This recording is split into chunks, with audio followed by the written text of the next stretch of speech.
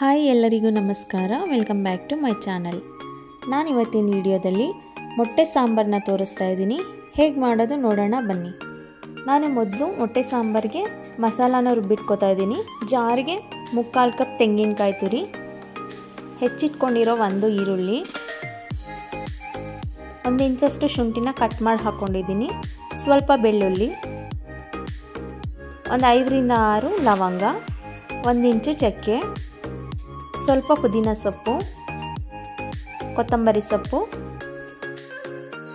ಹೆಚ್ಚಿಟ್ಕೊಂಡಿರೋ 2 tomato, ಒಂದು 2 spoon ಆಗುವಷ್ಟು ಉರಿಗಡಲೆ, ಹಾಗೆ ಸ್ವಲ್ಪ ನೀರು, ಇಷ್ಟನ್ನು ಹಾಕಿ ರುಬ್ಕೊಂಡು ಅದು ಸ್ವಲ್ಪ ನುಣ್ಣಗಾದ್ಮೇಲೆ 2 ಸ್ಪೂನ್ ಮಟನ್ ಸಾಂಬಾರು ಪುಡಿನ ಹಾಕೋತಾ ಇದ್ದೀನಿ.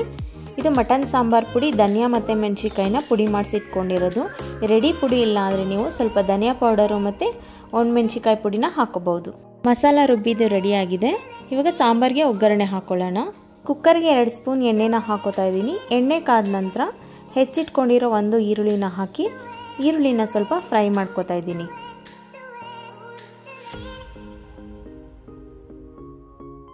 ಈರುಳ್ಳಿ ಫ್ರೈ ಆದ ನಂತರ ಬಿಡಿಸಿಟ್ಕೊಂಡಿರೋ 1 ಕಪ್ ಹಸಿ ಅವರೆಕಾಯಿನ ಹಾಕೋತಾ ಇದ್ದೀನಿ. ಅವರೆಕಾಯಿನ ಹಾಕಿ ಮತ್ತೆ ಅದನ್ನು ಸಹ 1-2 ನಿಮಿಷ ಫ್ರೈ ಮಾಡ್ಕೋತಾ ಇದ್ದೀನಿ. ಅವರೆಕಾಯಿನ ಎಣ್ಣೆನಲ್ಲೇ 1-2 ನಿಮಿಷ ಫ್ರೈ ಮಾಡೋದ್ರಿಂದ ಬೇಗ ಬೆಂದ್ಕೊಳ್ಳುತ್ತೆ. ಹಾಗೆ ನೀವು ಅವರೆಕಾಯಿ ಇಲ್ಲ ಅಂತ ಅಂದರೆ ಚಿತಕ್ಸಿರೋ ಅವರೆ ಬೇಳೆನ ಒಣಗಿಸಿಟ್ಕೊಂಡಿರ್ತೀವಲ್ಲ ಅದನ್ನು ಸಹ ನೀರಲ್ಲಿ ನೆನೆಸಿ ಹಾಕಿದ್ರೆ ತುಂಬ ಚೆನ್ನಾಗಿರುತ್ತೆ. ಇವಾಗ ಅವರೆಕಾಯಿ ಸೀಸನ್ ಆಗಿರೋದ್ರಿಂದ ನಾನು ಹಸಿ ಅವರೆಕಾಯಿನೇ ಬಳಸಿದ್ದೀನಿ. ಅವರೆಕಾಯಿನ ಫ್ರೈ ಮಾಡ್ಕೊಂಡಿದ್ದಾಗಿದೆ. ರುಬ್ಬಿಟ್ಕೊಂಡಿರೋ ಮಸಾಲಾಗೆ ಸ್ವಲ್ಪ ನೀರನ್ನು ಹಾಕಿ ಮಿಕ್ಸ್ ಮಾಡಿ ಇಟ್ಕೊಂಡಿದ್ದೆ, ಅದನ್ನು ಸೇರಿಸಿ ಒಂದ್ಸಲ ಮಿಕ್ಸ್ ಮಾಡ್ಕೊಳ್ಳಿ. ನಿಮಗೆ ಗಟ್ಟಿ ತೆಳು ನೋಡಿ ಯಾವ ಕನ್ಸಿಸ್ಟೆನ್ಸಿಗೆ ಬೇಕು ಅಷ್ಟು ನೀರನ್ನು ಹಾಕ್ಕೊಂಡು ಮಿಕ್ಸ್ ಮಾಡ್ಕೊಳ್ಳಿ. ನಾನು ಈ ಕನ್ಸಿಸ್ಟೆನ್ಸಿನಲ್ಲಿ ಇಟ್ಕೊಂಡಿದ್ದೀನಿ. ನಾವು ಉರ್ಗಡ್ಲೆ ಹಾಕಿರೋದ್ರಿಂದ ಸಾಂಬಾರು ಬೆಂದಮೇಲೆ ಸಹ ಸ್ವಲ್ಪ ಗಟ್ಟಿ ಬರುತ್ತೆ.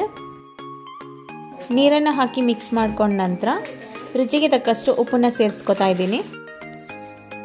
ಉಪ್ಪನ್ನು ಸೇರಿಸಿದ ನಂತರ ಮತ್ತೆ ಇನ್ನೊಂದ್ಸಲ ಚೆನ್ನಾಗಿ ಮಿಕ್ಸ್ ಮಾಡಿಕೊಂಡು ಮುಚ್ಚಳ ಮುಚ್ಚಿ ಒಂದು 10 ನಿಮಿಷ ಬೇಯಿಸ್ಕೊತಾ ಇದ್ದೀನಿ. ಅವರೆಕಾಳು ಬೇಯೋಕ್ಕೆ ಟೈಮ್ ಹಿಡಿಯುತ್ತಲ್ಲ, ಅಲ್ಲಿ ತನಕ ಬೇಯಿಸ್ಕೋಬೇಕು.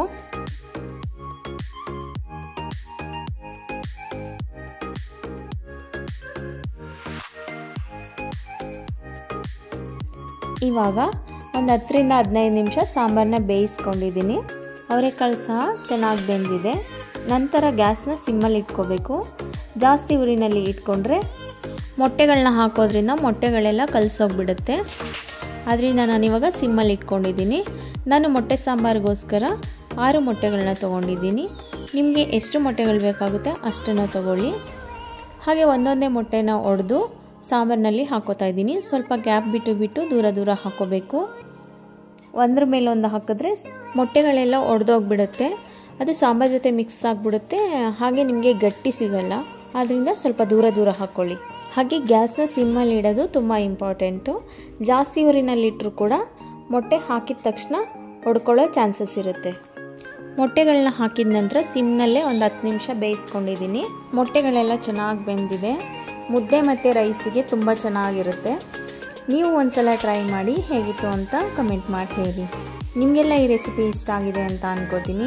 ಇಷ್ಟ ಆಗಿದ್ದರೆ ಪ್ಲೀಸ್ ಒಂದು ಲೈಕ್ ಕೊಡಿ, ಹಾಗೆ ಒಂದು ಕಮೆಂಟ್ ಮಾಡಿ, ಮತ್ತು ನಿಮ್ಮ ಫ್ಯಾಮಿಲಿ ಫ್ರೆಂಡ್ಸ್ಗೆಲ್ಲ ಶೇರ್ ಮಾಡಿ. Thank you.